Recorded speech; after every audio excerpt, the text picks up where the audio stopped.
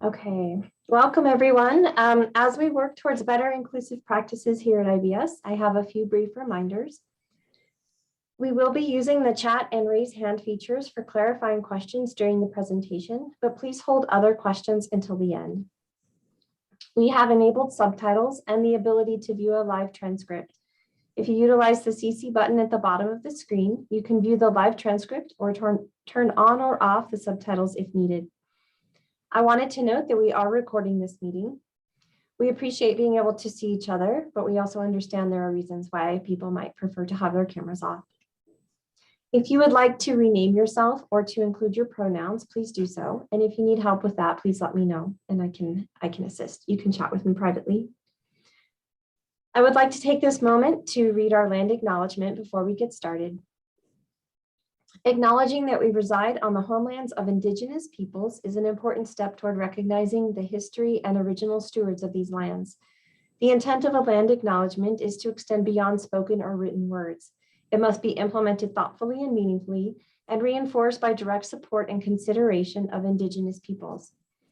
As we gather, we honor and acknowledge that the University of Colorado's 4 campuses are on the traditional territories and ancestral homelands of the Cheyenne, Arapaho, Ute, Apache, Comanche, Kiowa, Lakota, Pueblo, and Shoshone nations.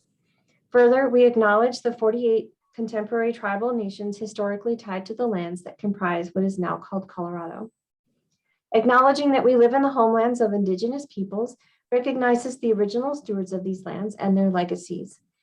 With this land acknowledgement, we celebrate the many contributions of Native peoples and also recognize the sophisticated and intricate knowledge systems that Indigenous peoples have developed in relationship to their lands. And with that, I will turn things over to Lori, who will be introducing our speaker. Thank you, Cindy, so much for that land acknowledgement and also for the introduction to the series. It is a great pleasure and honor today to have the opportunity to introduce Dr. Carson MacPherson-Krutsky, who is a research associate here at the Natural Hazard Center in the Institute of Behavioral Science. And Carson actually joined us at the beginning of the fall 2021 semester, soon after she had completed her PhD at Boise State, which is the institution where we currently split time with Carson. So Carson is 50% time with Boise State University, where she actually co-founded and helps to co-lead the Hazard and Climate Resilience Institute. And so she's 50% time at Boise State. She still lives in Boise, but is also 50% time with us at the Natural Hazard Center. And today we're going to have the chance to hear just a little bit about some of the project, which is funded by the U.S. Army Corps of Engineers and the National Science Foundation, that brought Carson here to the Natural Hazard Center, where she is doing a magnificent job of leading up a really groundbreaking effort that focuses on risk communication in socially vulnerable populations in the context of floods and other hazards. And Carson is currently, she's developing and leading a novel course, which is educating practitioners with how to use core principles of risk communication in the work that they do. But today we're actually going to hear more about Carson's own dissertation research that she is going to share.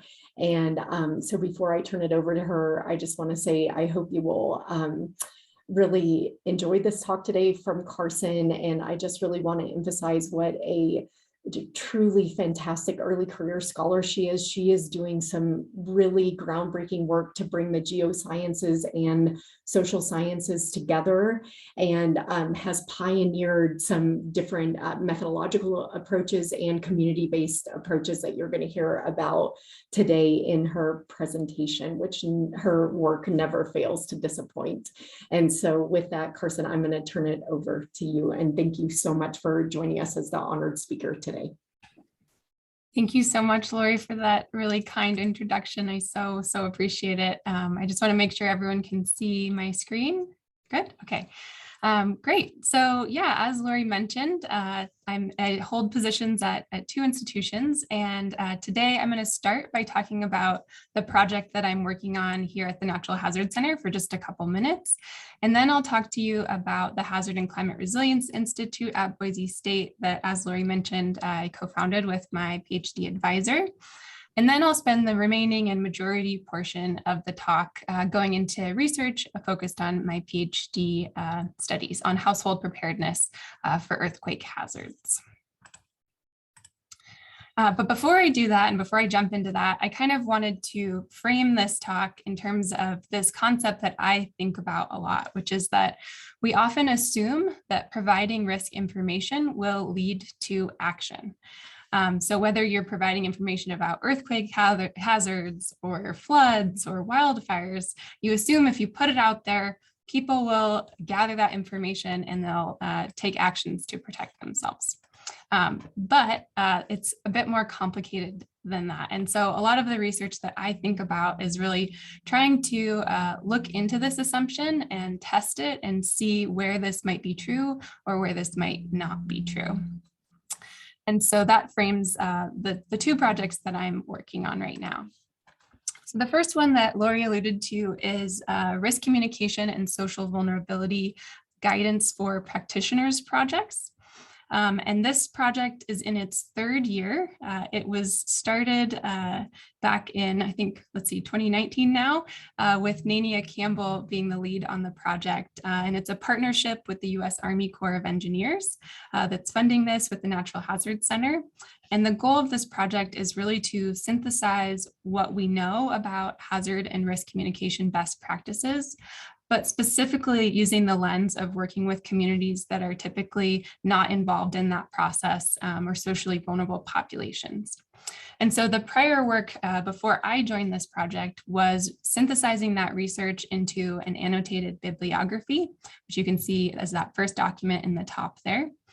And that includes so many resources that are all just showing what these best practices are related to communicating risk and giving examples. And then that was synthesized into 3 key principles of risk communication and developed into a guide to help practitioners summarize that information in digestible pieces. And then it's also framed in the context of the disaster life cycle, so different phases of disaster response, recovery, and preparedness. And then more recently, all of those 2 resources were synthesized into these 6 principles of risk communication worksheets, which are intended to allow practitioners to fill these out for their specific projects and contexts and to apply these principles in practice. And so my task, after all of this amazing groundwork was laid by Nania, Lori, and all the other research assistants who have been contributing to this work, was to then take those materials and synthesize that into a course that people could take. And so I've been working since October with the Natural Hazard Center and the Army Corps of Engineers to think about how we take these materials and turn them into an interactive course. We have 14 students who are all with the Army Corps of Engineers. They have a number of different projects that they're working on. And so we're taking those key principles and trying to apply them and pilot this and see, is this a good way to take the research that we have and then translate it into real projects that are being done in communities that the Army Corps of Engineers are already working with. So we're halfway through now. I think we just had session 3 about a week ago. So one thing I'm also excited about with this project is we're doing a survey, a pre-survey, a mid-course survey, and then a post-course survey, and then a second post-course survey about 6 months later, which we're going to use to see how we're accomplishing these goals that we've set out in terms of translating this research into practice. The next thing I want to briefly give an overview on is the Institute. So the Hazard and Climate Resilience Institute, or shortened to HCRI, is an institute that Dr. Brittany Brand, who's also in the Geosciences Department at Boise State, and I put together about 3 or 4 years ago now.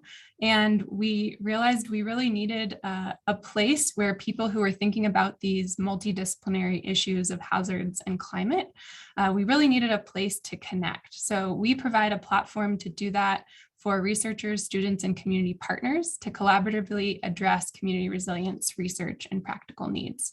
And I should also say that this work was definitely influenced by coming to the Natural Hazard Center events and seeing the work that they do. And so we're modeled a little bit after the Natural Hazard Center in the work that we're doing. And we do specifically focus on Idaho, but I'm really excited about being a little bridge between our institutes while I'm working at both to try to collaborate on projects or get ideas from one another. And so far, it's just been really, really great to learn having my feet in both locations. Okay, so now I'm going to move on to the research portion of the talk, where I'm going to focus on the topic of my PhD research, which was examining household response to information about earthquake hazards and risk. And this is funded by the National Science Foundation, and my colleagues that I worked on this with are Dr. Brittany Brand and Dr. Mike Lindell. So to give you a little bit of background on why this topic is one that we wanted to focus on, as many of you know, the number of disasters that we're seeing are increasing in number and getting more expensive. So here is a graph by NOAA showing the number of disasters from 1980 to 2020. So the count for disasters is shown in the green bars and by the left axis. And then we see the cost in billions of dollars by the black line. And so as we're going from 1980 to present day, you can see that on average, both of those things are increasing. But I also want to note that this graph is not showing the full picture. This is only showing disasters that exceeded $1 billion. So there's many, many disasters that occurred that had major impacts but did not meet that threshold. Additionally, this is showing monetary costs, but there's social costs from disaster that are much harder to measure, like displaced populations, effects on livelihood, public health, and more.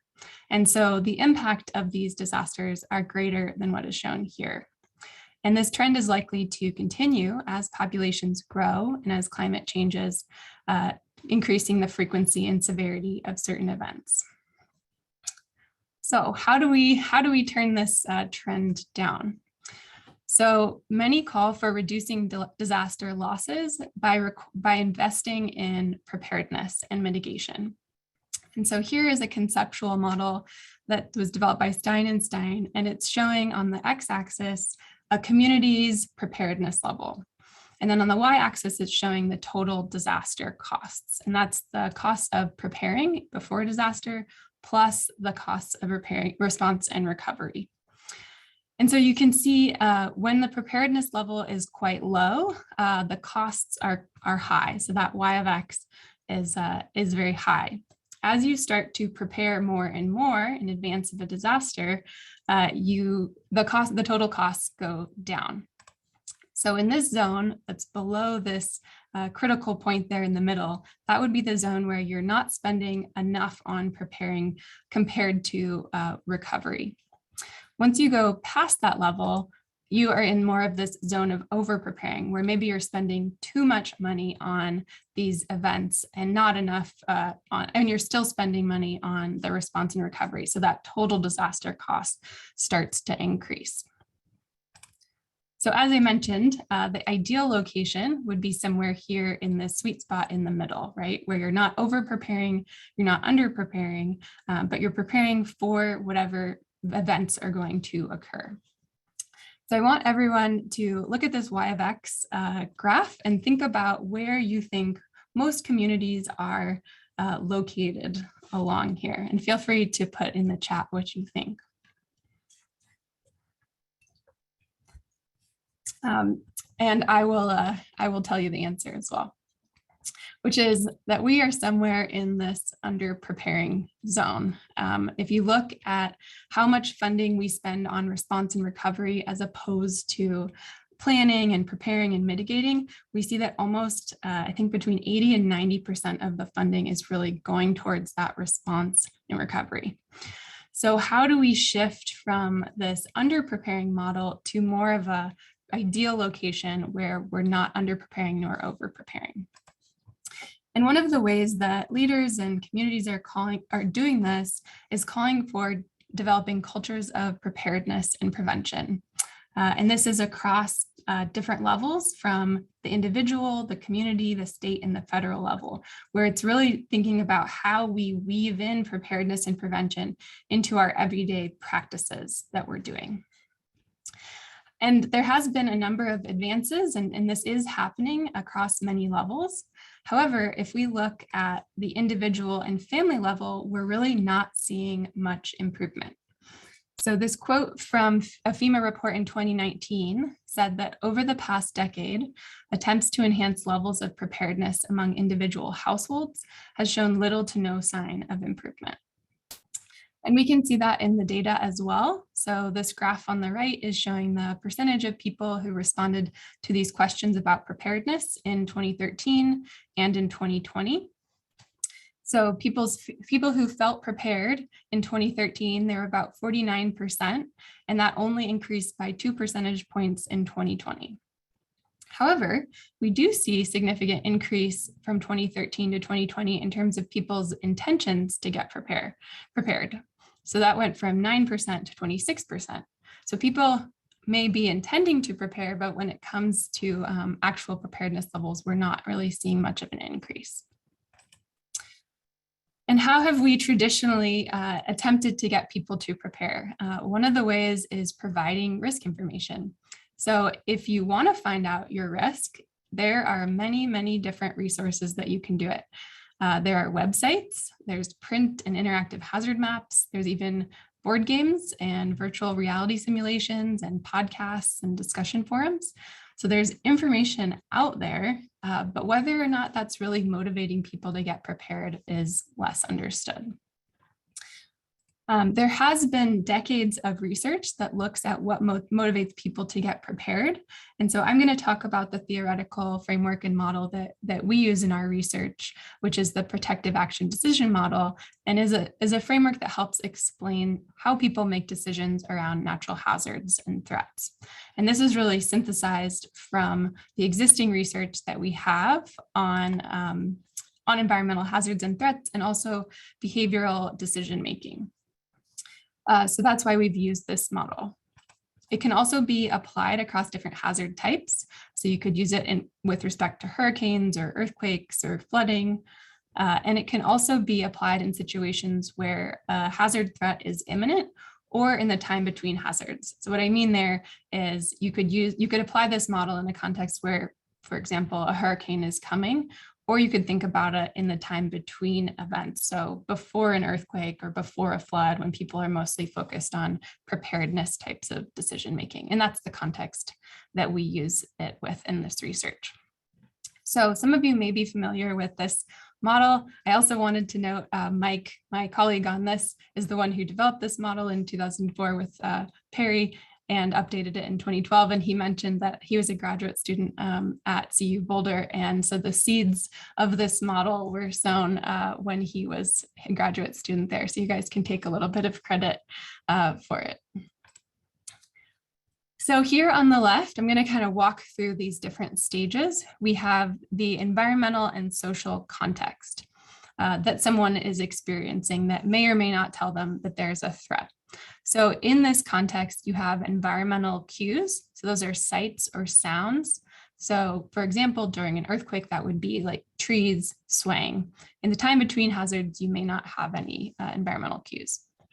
Then you have social cues, and that is what friends or family or neighbors are doing. So observations of others. So for example, people getting prepared or people evacuating. Then we have information sources, and that is who is providing the information about hazards and risks. So that could be local officials or friends or newscasters. Then we have channel access and preference, and that's the channel by which people are getting information about hazards and risks. It could be local TV, radio, social media. Then we have warning messages, and that's the length of the message, the style of the message, the reading level, the language it's provided in.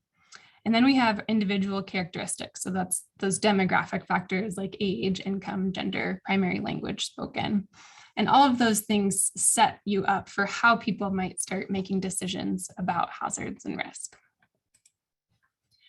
Then we have pre-decision processes, and these include exposure, so whether or not people see or hear a message. Then we have attention, so are people paying attention to that message? For example, you can be on Netflix, but if you're on your cell phone, you're probably not paying attention to that information.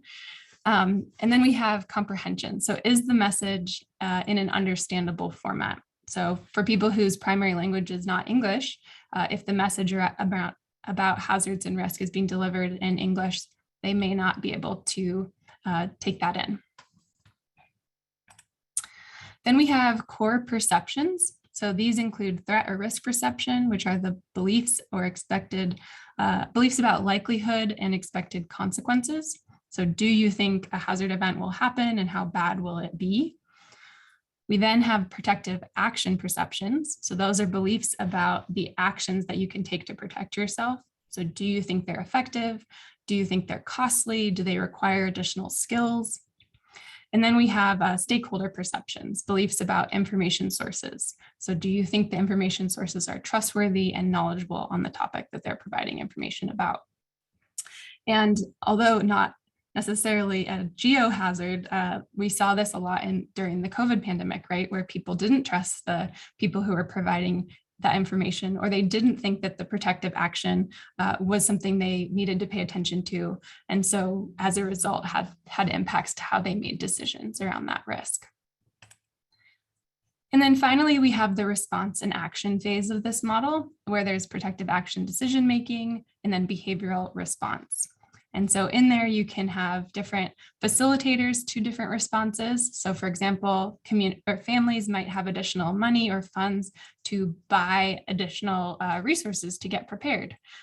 Or they may have an impediment where they don't have those resources and can't get prepared, or they have a physical disability that doesn't allow them to take certain actions. And the different behavioral responses that are possible include protective response. So that would be taking some sort of action that prepares yourself or protects you. It could, in the real-time situation, it would be something like drop, cover, and hold on, or evacuating, or in an earthquake, like before an earthquake context, it would be getting prepared, getting resources and things like that. Then we also have information search. So if people feel like they don't have enough information about a topic, they'll continue to search for information until they get it. And then we have emotion-focused coping, where you have emotional distress around thinking about this hazard, and so you get somewhat paused in terms of doing anything. And aspects of this model have been better studied than others, but one area that we were really interested in looking at was this information seeking piece of it. And so information seeking is a voluntary process of searching for information from different sources to reach informational goals and making decisions about which messages to pay attention to. And there has been some research into information seeking in the context of disasters and preparedness. And Mileti and Darlington in 97 and Mileti and Fitzpatrick in 92 found that searching for additional information had the strongest impact on disaster readiness. But there really hasn't been a ton of exploration of this topic. So that was something we really wanted to look into. Okay, so our key questions that we wanted to look at in our research here was, how prepared are residents right now for an earthquake? So what's a baseline? How does information seeking behavior influence household preparedness? Will intentions to prepare predict future preparedness actions? And then how do passive information products like booklets, brochures, or websites influence household preparedness? So our study area for this research was the Portland, Oregon metro region. And for those of you that are maybe not super familiar with the geology there is the potential for a magnitude 8 or greater earthquake that would impact the West Coast along the Cascadia subduction zone, which is an area where the Juan de Fuca tectonic plate is diving underneath the North American plate. similar to what we see down in Chile and in Japan. And yeah, has the potential for a very, very large earthquake. The last time an earthquake like this happened was in 1700 when there were just native populations living in the region. And it was only discovered by present day scientists about 60 years ago. And so most of the infrastructure along the West Coast is not built for this kind of earthquake. And so the impacts are going to be quite great. You can also see in this image of Portland that this one side of the city is separated from the other by a series of bridges that were, most of them were built in the 60s, or not 60s, yeah, 50s and 60s. And so they are also likely to collapse in the event of an earthquake. So an area where emergency managers are really trying to think about how they can get people to prepare in advance of this potential major earthquake.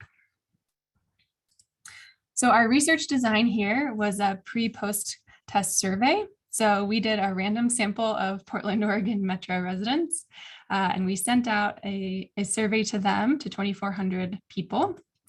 And then we provided resources. So they could opt to go to a best practices hazard risk communication website that we created called hazardready.org/PDX, where they can type in their address and find out what their risk is where they live and what to do to get prepared. Or they could be sent a Red Cross Prepare booklet. So this is a guide that they have for public distribution right now that also includes information about hazard and risk and what to do. Or they could not seek out any additional information. Following receipt of information, we sent out a follow-up questionnaire, so a time to questionnaire, to see if we had seen any change in people's preparedness levels or their intentions to prepare, or their perceptions of hazard adjustments. And when I say hazard adjustments, that just means any actions they take to get prepared. Then we waited 6 months and we sent out another questionnaire. So we wanted to see not only directly after receiving materials, but 6 months later, do we see any of those changes? And our response rates for this are, we got an okay response rate for the first one. We only had about 75 people who followed up with that second survey. And then of all of the people who we sampled, regardless of whether or not they had saw additional information, those were the ones we sent out the time 3 survey to. And so we got a pretty good response rate from that initial sample of 400 there. And today I'm really going to just be talking about some of the results between the T1 and the T2 survey. And I did want to note that within the protective action decision model, these were the variables highlighted in yellow that we asked questions about. So not all of them, but we made sure we did have ones in each section of the model. Okay, so now I'm going to run through some of the results that we found here. But before I do that, I want to do a quick poll and ask you guys one of the questions that we asked our participants. So which action would you take if earthquake shaking begins when you are at home? So the options are stand in a door frame, drop cover and hold on, run outside, stay where you are, or shelter in the triangle of life.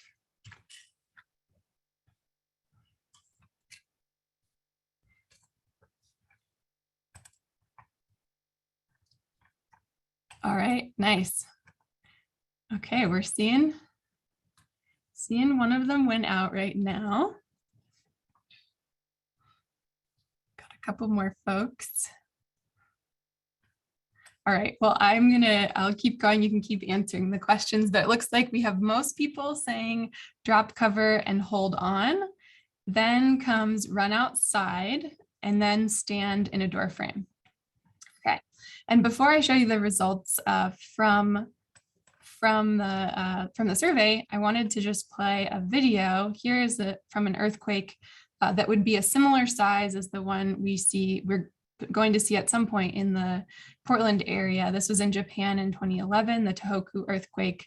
And I just want to show this video to show you why the recommended action is drop, cover, and hold on. So you can kind of pay attention to this woman at the desk. And drop, cover, and hold on means you drop under something sturdy like a desk, like she's doing right now, and cover your head. So she starts to do the right action, and then she gets up to try and hold and brace things, which is what the rest of the folks are doing as well. And a reminder that Japan has much higher seismic standards, so their buildings are actually meant to withstand a lot of that. But many people's intuition is to run outside or stand in a door frame, both of which are not recommended actions.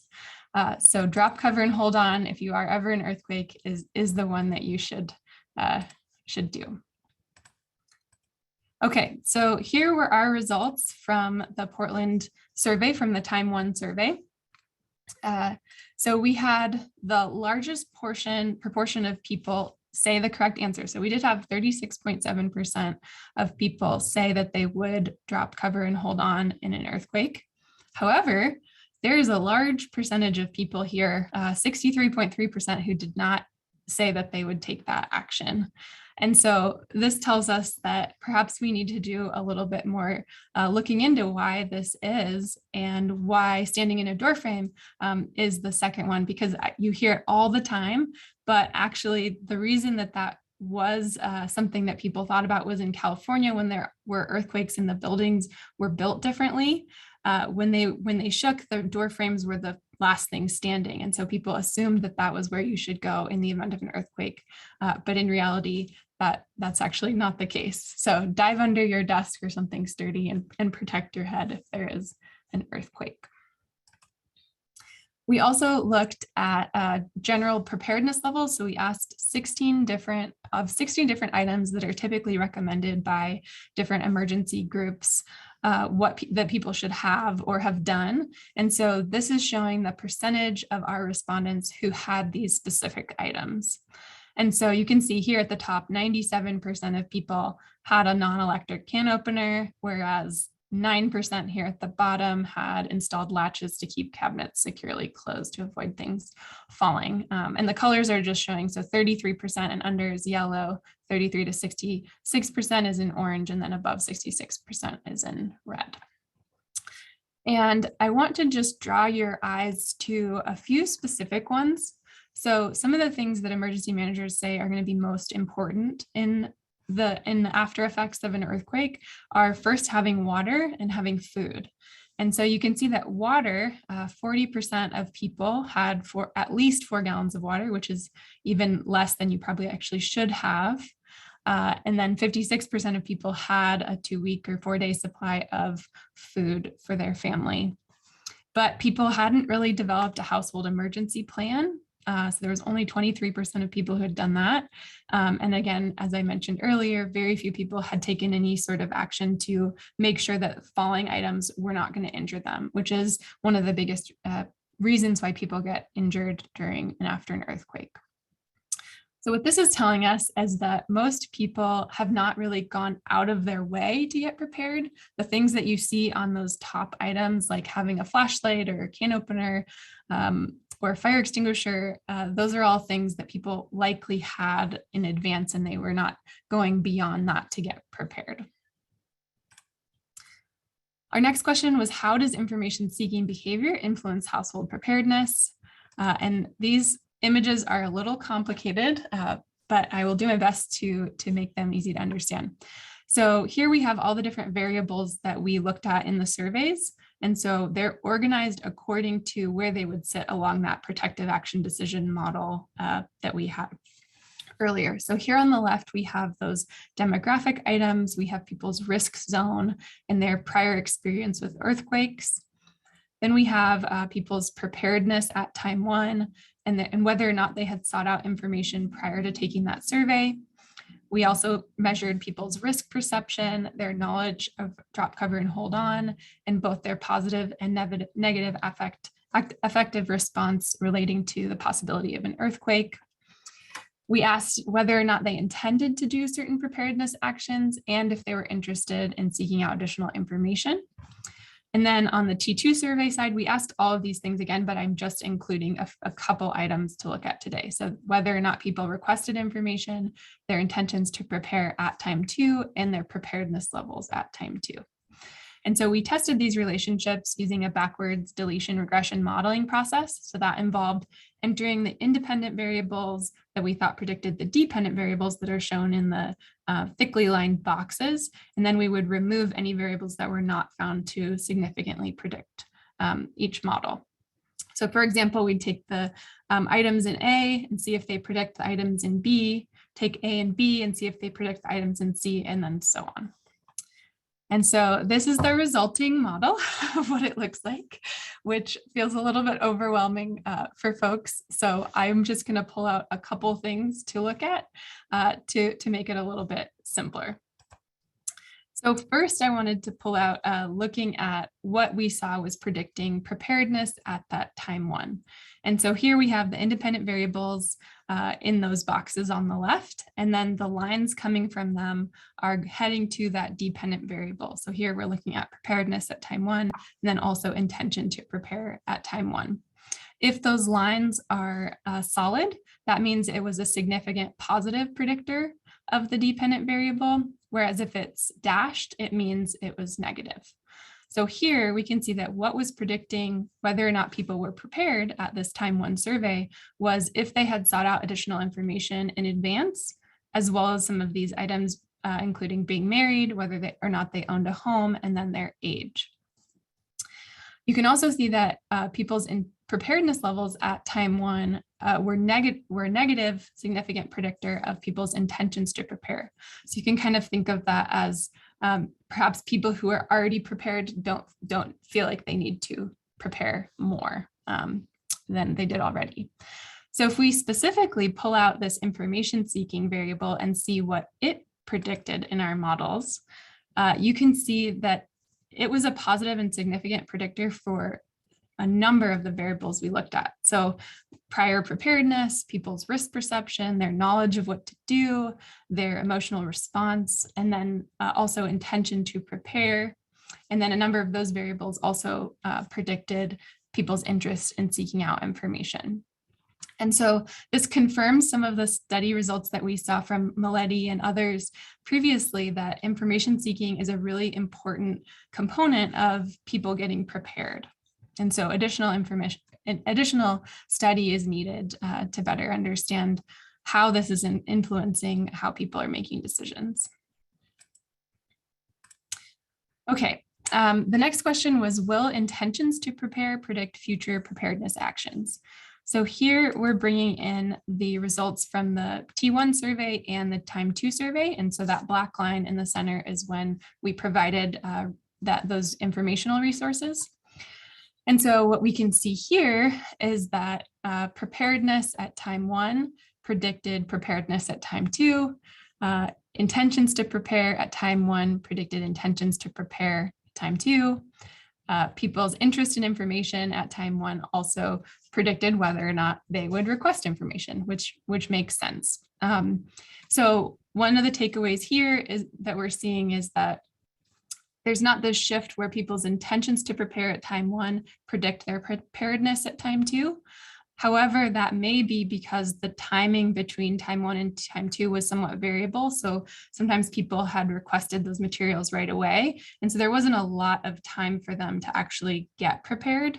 And so that may be one reason that we're not seeing that jump. And once we start to look at the data from the time 3 questionnaire, we'll be better able to see, okay, you had 6 months to take advantage and do these different things. Did you do them or did you not? And then the last question I want to go over the results for was, how do passive information products like booklets, brochures, and websites influence household preparedness? So here we have a bar graph that's showing the mean percentage of preparedness. So for those 16 items that we asked people about, we gave everybody a score of how prepared they were across those. And so this is that average score of the percent of those items that they had completed. So on the left, we have the time 1 graph of the percentage of, or the mean percent of people who had taken those actions. And then after those resources were provided, we have this plotted again for that time 2. So we can see that there is a little bit of an increase between time 1 and time 2. However, this increase was not statistically significant. We also looked at people's intention to take actions. So at time 1, we had a mean of 12.1, and that did increase to 15.1 at time 2, which was a significant, although small, increase between the two. So we are seeing that people are intending, their intentions to take actions are increasing after receiving materials, but again, their actions, we're not seeing that. So far, we're seeing that this passive information appears to be somewhat of a weak intervention in this case. So to summarize some of the takeaways here, we found that in the Portland, Oregon region, households are not prepared as they could be where it really counts in terms of having water, foods, and plans. We find that information seeking behavior seems to be incredibly important in the preparedness process for individuals and households, and that more information on that is needed in research. We see intentions to prepare did not directly translate into preparedness actions, although we will be able to investigate that further with the time 3 information. And then the passive information products that we tested appeared to have a weak influence on preparedness. So I just wanted to note that 2 papers recently came out related to this research. So feel free to check those out, and I can put the links to those in the chat in a moment. And then I just want to go over briefly some of the next steps for this work. So we've looked at these existing resources, or developed these passive resources, you could say, and now we want to try testing out more interactive methods. And so what I've been working on for the last couple of months is actually developing a workshop that's based in this area, where we actually involve participants in learning about the earthquake risks and learning about what they can do to prepare, and then have them set goals. And we're doing a similar type of survey design where we do pre-workshop, post-workshop, and then 6 months later to see what kind of impact that had. We're also focusing on Spanish-speaking communities for this workshop. And so just yesterday, I had a training with the people who are local there and native Spanish speakers who are going to be the ones actually facilitating this workshop. So I'm really excited to see how that goes. So coming back to this idea from the beginning, I think we need more opportunities to examine whether or not risk information that we're providing is actually leading to action at an individual or household level. So that is my talk, and I will say thank you so much for having me here as the final presenter of the season. So now I can take any questions.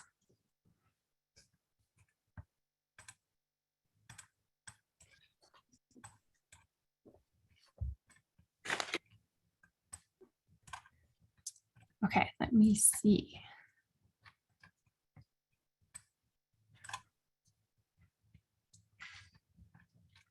Carson, can you maybe thank you so much for that presentation? And Matt summed it up. He said that was a wonderful presentation, truly wonderful, fascinating. And maybe would you stop sharing your screen right now so we can see each other? And I'll start. Maybe would you tell us, did you do anything to, and I'm sorry if I missed this, to incentivize survey participation?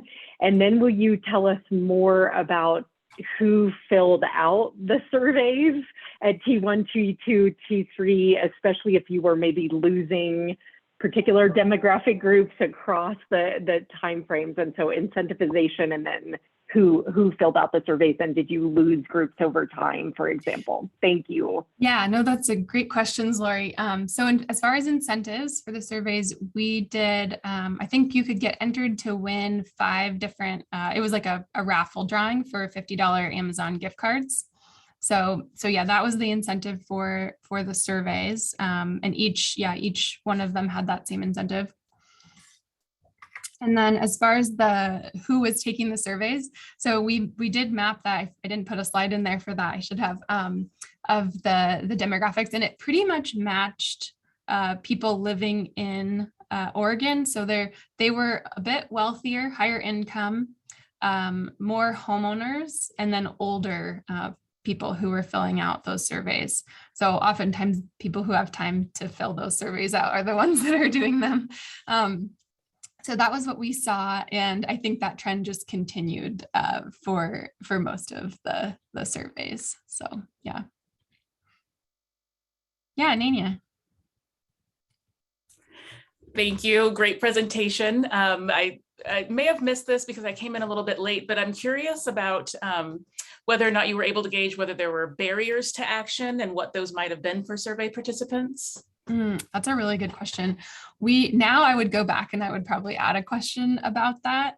But we did ask for some of them what people, so for those perceptions of hazard adjustments, I think we asked specifically about making a family plan, securing objects, and then one of the other ones, I'll have to go look back. And we asked people, do you think that additional skills are required? Do you think this is costly? So we asked a number of questions for 3 different items to see what people said for that. So we did ask a little bit about barriers, but not as much specifically for all the different items. So a follow-up to that, then I'm also curious if you have any kind of ideas about other ways to incentivize action based on what you did see with the barriers or other thoughts that came up through the process. Yeah, I mean, I think coming back to that idea of like developing cultures of preparedness, where instead of having to do something separate from what you do to get prepared, how can we just weave that into everyday life, right? Like, how can you make it really easy that, when you go to the grocery store, they have like a little reminder that's like, grab an extra bottle of water and put it in your, kit. Or I just think ways that you can make it much easier for people to do that on a daily basis. I think that's probably the way that we start to shift that in terms of like an individual sort of level. Yeah, Fernando. Thanks so much, Carson. Very, very interesting presentation. I was very interested in one of the first diagrams you showed, where you were talking about the basically the optimum level of preparedness, right, in terms of the costs and all that.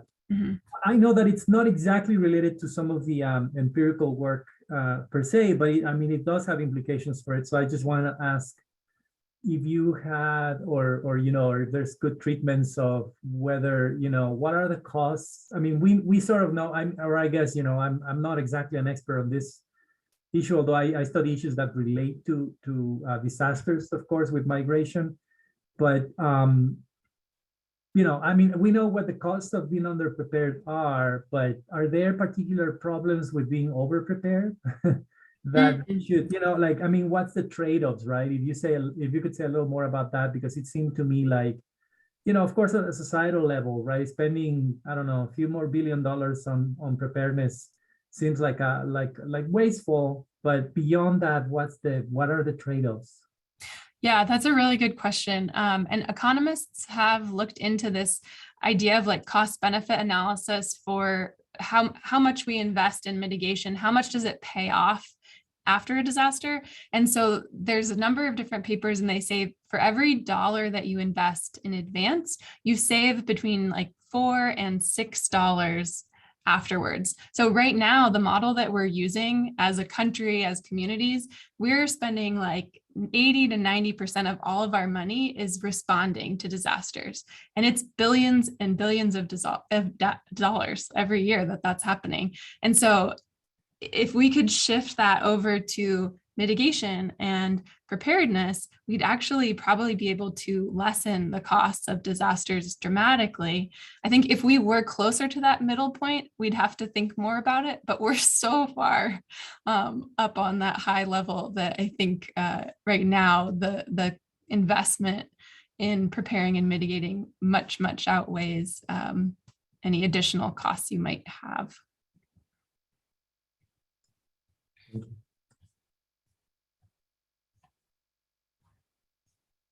Oh, let's see, there's some questions in the chat.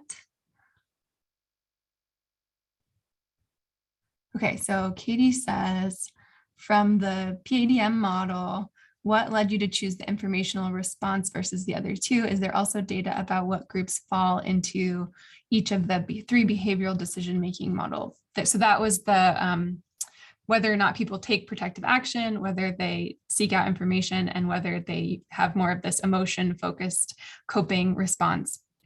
Yeah, so we did look at protective response in terms of how prepared people were. So that was how we were measuring that concept, because for for earthquakes in advance of a disaster, that is the protective response that people are taking, is preparing.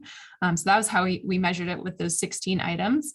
And then the information search piece we were just really interested in that because it hasn't been very studied in this context of disasters. There's a decent amount around information seeking related to health behaviors and health decisions, but not as much in this sphere. So it was just an area that really hadn't been looked at. And then the emotion focused coping side of things, I think, is a little bit more pertinent in the immediate disasters that are happening. So like if there's a hurricane coming, you're maybe not freaking out and can't make decisions around it. Although we did ask about people's positive and negative affective response to the potential of there being an earthquake. So we asked people how that made them feel. So we were looking at that a little bit. Great, thank you. All right, you're welcome. Okay, Jocelyn asks, do you think there might be a way to study the effect of how passive information products are distributed? For instance, pamphlets might be more effective when integrated into workshops. Yeah. So I wonder if you could test whether the effect of the workshop changes when passive information products are or aren't included. That's a really good question. Yeah, I mean, I think there's definitely the opportunity to do that. I feel like there hasn't been a lot of research really looking at the effectiveness of some of the strategies that we're using. So I think it's an area where there's so much that you could look at. And I think it's really important to look at it. So yeah. Megan? Hi, Carson. That was really fantastic. Really great presentation. I live in Seattle, so I have a little bit of knowledge about all of this. And I was curious about kind of the institutional reforms, or like, for example, we had our furnace replaced. And I was wondering, like, the people who come in to replace your furnace, the contractors who come in, are they educated enough to say, look at the water heater and tell the person, oh, your water heater isn't bolted to the wall, you know what I mean? Like, those kind of key institutional people, are there like efforts to educate them? And so we also had at my house, we had to have our foundation fixed. And I remember you're supposed to have like your house bolted to your foundation, and a lot of old houses, like where I live, are not bolted to the foundation. And I asked the contractor if he could check that, and he had no idea what I was talking about. So I was just wondering, like, if those kind of key people have information. That was my. Yeah, no, that's a great question. And I don't 100% know how to quite answer that, because I'm not as involved in that piece of things. But yeah, I mean, from what you said, it sounds like there's maybe that is a gap that needs to be looked into. Yeah. And that's kind of an example of how to weave it into everyday things, right? You're getting your furnace replaced. So if that person could know a little bit more, they could, tip you into that more prepared category. So I think that's a great idea and would be a really interesting space to look into.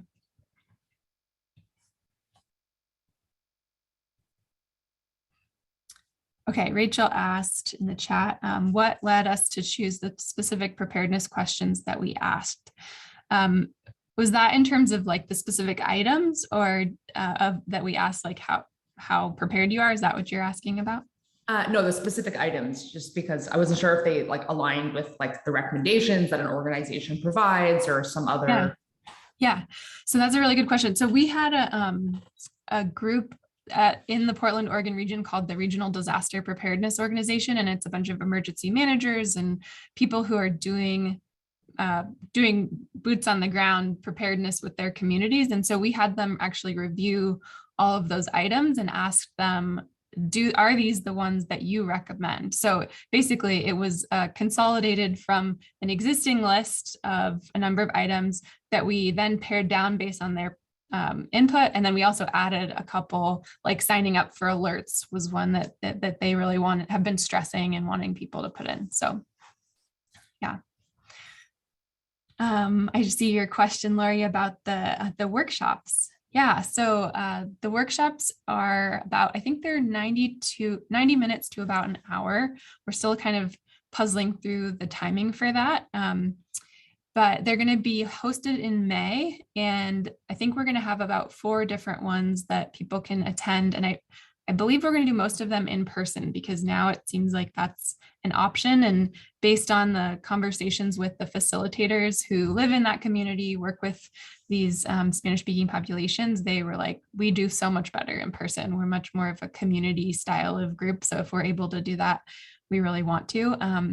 And the format for that is we use the 5 E's instructional model. So explore, engage, explore, elaborate, or explain, elaborate, and evaluate. So I don't know if you guys are familiar with that, but basically a way to get people to really like explore what they're doing. So we have them do a scenario where they pull up their phones and then you say, okay, it's next Tuesday at 10 a.m.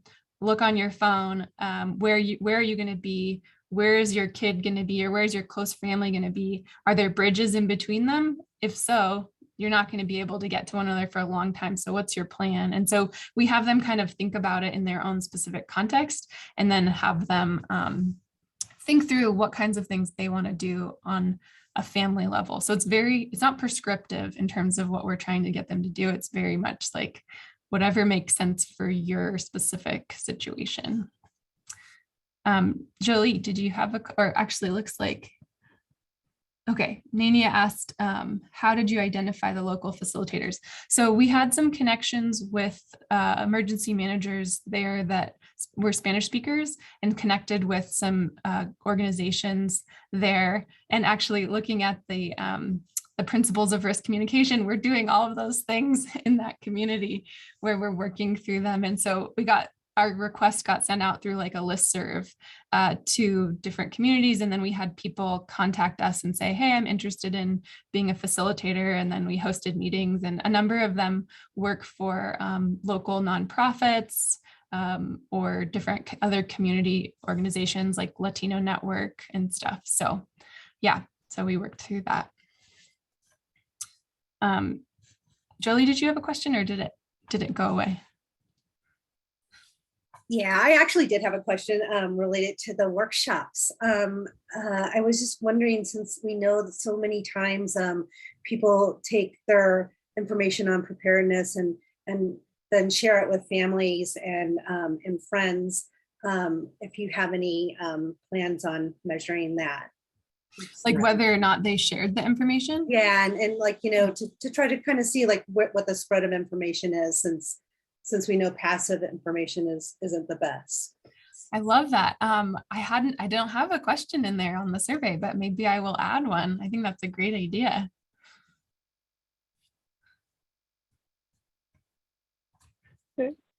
Carson, I think it's a great idea too. And so thankful for the members of the Natural Hazard Center team who are here and the colleagues in the Institute of Behavioral Science. And Carson, most of all, grateful for you for this fantastic presentation today from start to finish, so rigorous and insightful and engaging.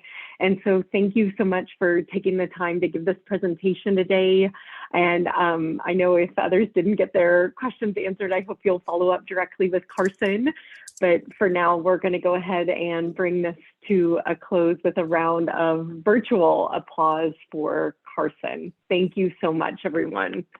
Thank you for having me. Thank you. Thank you, Cindy. Thank you, Fernando, for setting this up, and great job, Carson.